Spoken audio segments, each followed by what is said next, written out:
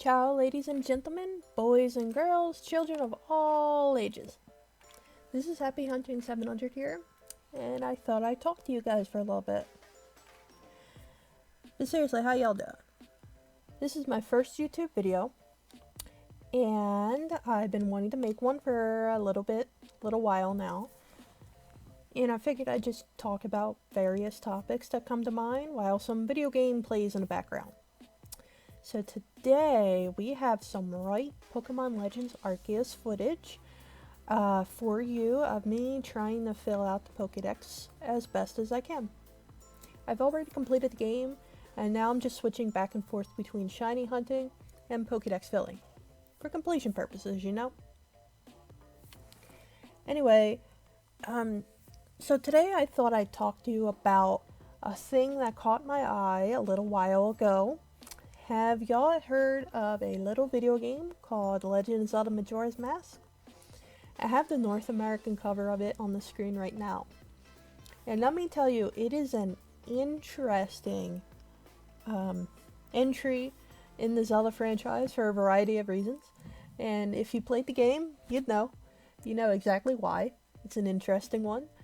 So it came out in the year of 2000 for the Nintendo 64. On the coattails of its predecessor, Legend of Zelda Ocarina of Time. And did you know that it took about a year of development for Majora's Mask to be completed? That explains why you have a lot of this asset flipping in the game, which is when the developers reused the 3D models of some of the characters for Ocarina of Time and repurposed them for Majora's Mask. But of course, I didn't come here to describe to you the development behind Majora's Mask. I actually want to talk about a little thing that was brought up to me when I watched the YouTube channel by the name of Sir Kip, which I'm going to put a link down in the description. And this video showcased a little dialogue option in Majora's Mask that is so out there, not out there in terms of craziness, but just so out of the way from the plot, from any of the side quests, or anything, that it will go missed by majority of the player base. Which is like, anytime anybody does these like little videos and they show like little dialogue differences or little niche dialogues in the game, it's like a gold mine for character depth, especially for a game like Majora's Mask where a lot of your NPC characters, non-playable characters are fleshed out. And one such video showcased a hidden relationship between two characters, and the likes of which really isn't seen elsewhere within the game. So in Majora's Mask, there is a pair of sisters who run the Romani Ranch, which is a farm known for their nutritious cow's milk. The eldest sister, Crimea, is best friends with Anju, who's another young woman who runs a little inn in Clocktown, which is the main civilized hub in the game. So anyway, Anju is set to marry Clocktown's mayor's son, Kafei, but there's this little nugget of information that is almost buried by the game. I don't mean to imply that it was deliberately buried by the game, but it's just one of those things where it's just so far removed from any of your quests or the plot of the game, or really something that the most people just won't come by. So it has no relevance to the main plot whatsoever, and unfortunately it's a case of representation where if you blink, you'll miss it. In other words, it's just so off the beaten path that most players will miss out on this little gem of a detail. It's not much, but it's just a little something. As I stated before, Romani Ranch is run by a pair of sisters. The younger sister, Romani, who was named after the ranch, knows that her older sister, Crimea, is in love with someone from Clocktown who is engaged to be married soon. Unfortunately, the Zelda Wikipedia and a portion of the fandom assume that this person is Kafei, or at least from the portion of comments that I've seen on Sir K's video, which might be a very small portion of the fandom, but still. But anyway. So there's some people out here who assume that Kafei the mayor's son, is the subject of Crimea's crush. But Romani never makes a mention of Kafei in her little dialogue that reveals Crimea is crushing hard on someone else. In fact, I'm going to read to you the exact dialogue that Romani says as it appears in the North American version of Majora's Mask. But before I get into that, I just want to back up and explain how do you get to this dialogue in the game and why most people may not even know that it's there. Alright, so one of the gimmicks of Majora's Mask from a gameplay perspective is that the protagonist wears these masks, and each mask gives an ability or grants access in certain areas of the game. Some masks are designed to look like animals, while others are made to resemble people's faces, and then so on and so forth. So one such mask, Kafei's mask, falls in a latter category. As a part of this, one of the lengthiest side quests in the game, if not the lengthiest, Kafei, who is the mayor's son, suddenly goes missing, days before he's set to marry Anjo. To find him, his mother gives the protagonist, Link, a mask made in Kafei's likeness, and Link can then wear around to ask about Kafei's whereabouts. Kafei's mask here is the key to trigger Romani's hidden dialogue. So if you speak to Romani at night while wearing Kafei's mask, Romani will say the following. Romani knows. My sister Crimea has someone in town she likes. But that person will get married the day of the carnival. It's hard for my sister going into town. Notice how Romani does not mention Kafei by name here. That becomes a little important. That becomes important a little bit later. I took a scroll through the comment section of Sarkay's video, as I've kind of mentioned before, and unfortunately a portion of the commenters assumed that Romani was actually referring to Kafei in this dialogue. And the Zelda Wiki also claims that Crimea's crush was on Kafei and cites two sources.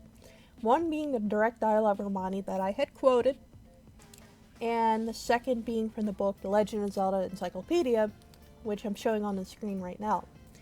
I've already talked about the first of these, and yes, it is that short. Romani doesn't talk much more, or well, any more, not just much more. Romani doesn't say anything further about this crush in the entire game.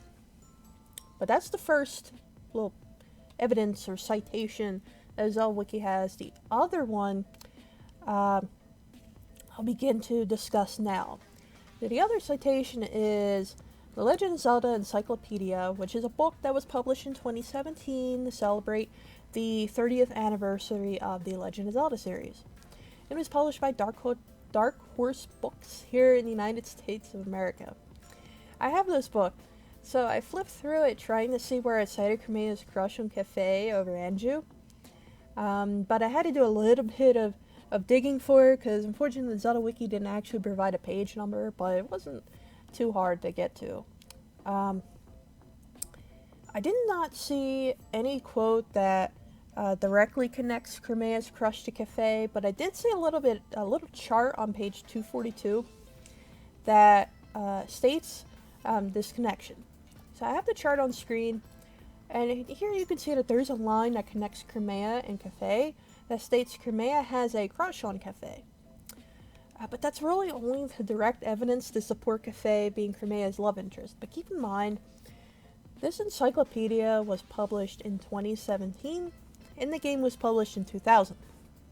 So I think what happened here is that the authors of the encyclopedia went back and tried to retcon this relationship 17 years after the game was published. Another way to think of it, well, if this encyclopedia didn't exist, what other direct evidence do we have? Now, I don't mean to imply that somebody deliberately went back and they retcon, they don't like the potential lesbianism, and I'm not saying any of that.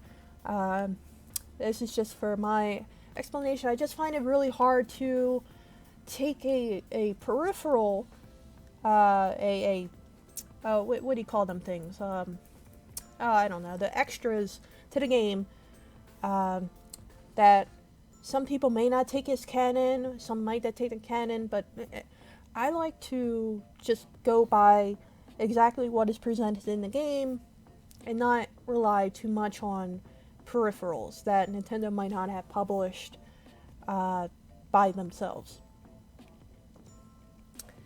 So what I think is happening here with the Zelda Wiki and Circase commenters is a heteronormative interpretation of Crimea's crush.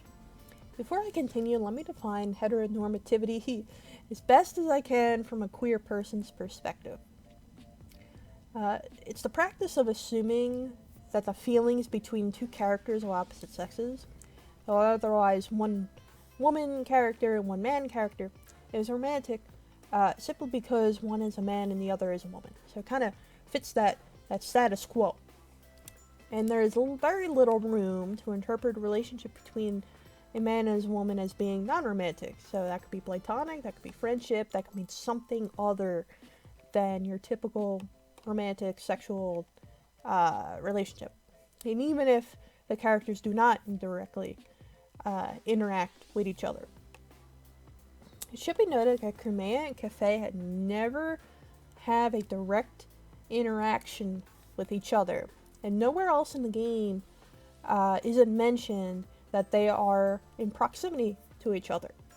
We also know that they are connected by a mutual friend who is Anju. Crimea is Anju's best friend, and Kafei is Anju's fiancé. In this case, since Crimea was mentioned to have a crush, and Romani, who mentions this crush, only brings it up when she sees a mask resembling Kafei's face, it's assumed that Kafei is the subject of Crimea's crush. But I still disagree. Maybe it's because I'm queer, and of course I'm viewing this through a queer lens, but I interpret this situation a little bit differently. To put it bluntly, I think at this moment, that this little snippet of dialogue is an example of obscure lesbian representation within the Legend of Zelda Majora's Mask. And so let me explain how I have arrived at that. So firstly, I don't subscribe to the heteronormative interpretation that says Crimea is crushing on Kafei, because there's not enough plausible evidence to suggest that Crimea is even interested in Kafei or has any type of relationship with him, even friendship. Crimea herself does not mention Kafei or even hint to him in any way throughout the game. Furthermore, we know that Crimea is Anju's best friend, which has been explicitly stated in the game, and there is a cutscene of Anju having a conversation with her mother in which Anju's family is moving to, they're planning to move to stay with Crimea and Romani Ranch to escape a pending apocalypse. We can take away a pretty solid interpretation that Crimea and Anju are two women who have a very strong relationship with each other. But unfortunately and painfully relatably, Crimea, who has romantic feelings for Anju, lives with her feelings unrequited, a return from her best friend. Considering that these two women already have an established and close relationship, which is explicitly mentioned and shown in the game, which is important, it's more plausible to have Crimea develop feelings for Anju rather than Kafei. Does this all make sense? Not the best at articulating my thoughts, but I'm open to have a discussion about this little niche detail. I have played this game so many times now on the re-release for the Nintendo GameCube and on the 3DS, but never played it on the 64. But never have I seen this dialogue option, like many players. It wasn't until I watched Circai's video that I came across it. I never expected that lesbian representation could be found in a game like Majora's Mask. But really anything's possible, I guess. You learn something new every day. And that's just another little detail. That's like the little cherry on the top of the sundae of this game, of Majora's Mask, that makes it one of my favorite games to play of all time. Every now and again, I come back to it, and I do the same shit when I'm playing the game. I go through the same 3-day cycle. I do the same. I got the shit memorized by now, where all the heart pieces are and all this. It's the same goddamn thing each time. But I just, I love it. I know, I just love it. I did the same thing with Ocarina of Time. It's just one of those games where you don't play it for months, maybe years, but you come back to it, you just know where everything is. It's just classic. Timeless. But what do you think? Do you care? Do you like this game? Drop a comment and let me know. And this wraps up this video essay and the first YouTube video that I've made. It's not meant to be serious. It's just meant to be something lighthearted. So no arguing in the comment section over whether or not there is lesbian representation. You just take it or leave it. Still trying to figure things out with recording gameplay and whatnot, and what I want to do next. So I can't give out a planned schedule of uploading or streaming just yet. I'm still having issues with no audio appearing on my streams, and I'm not the most technically savvy person, so it's like a boomer trying to figure out this shit. I'm not a boomer, but I'm still trying to figure out this shit. But I'm planning on making more videos like this where I talk about the little things that come into my head. So cheers for listening to my rambling. This is Happy Hunting 700, and I wish you all the best.